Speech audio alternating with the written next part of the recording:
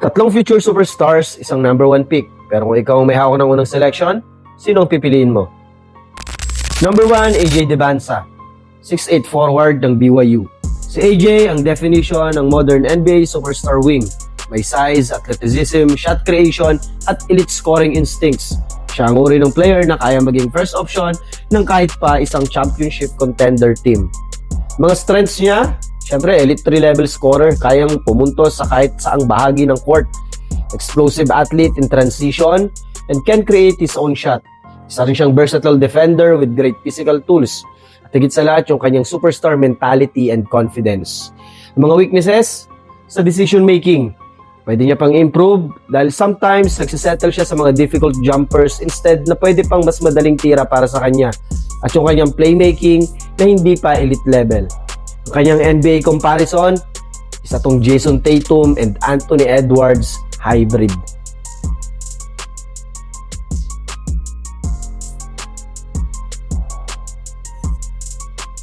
Ikalawa, si Darren Peterson, 6'4 guard.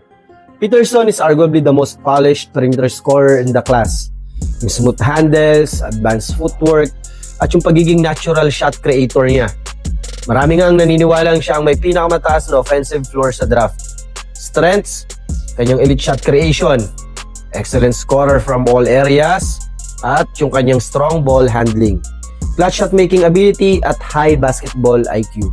Ang mga weaknesses, not an elite athlete compared to top NBA guards. Yung kanyang defensive consistency at physical strength against bigger guards. Yung kanyang NBA comparison, parang yung napapanood yung pinagsabang Devin Booker na may onting shades ni Shai Gilgeous-Alexander. Punta tayo sa ikatlo, Cameron Boozer, isang 6'8 forward center na nagmula sa Duke. Siya ang anak ng NBA veteran na si Carlos Boozer. Cameron combines old-school physicality with modern playmaking skills. Isa siya sa pinaka-complete frontcourt prospect sa draft. Kanyang mga strengths, kitang-kita sa kanyang katawan, NBA-ready frame, elite rebounding, advanced passer for a big man, at napakataas ang basketball IQ with efficient interior scoring. Kanyang mga weaknesses, average ang kanyang vertical explosiveness, at yung perimeter defense against a quicker wing sa NBA. Kanyang outside shooting na kailangan pang i-develop.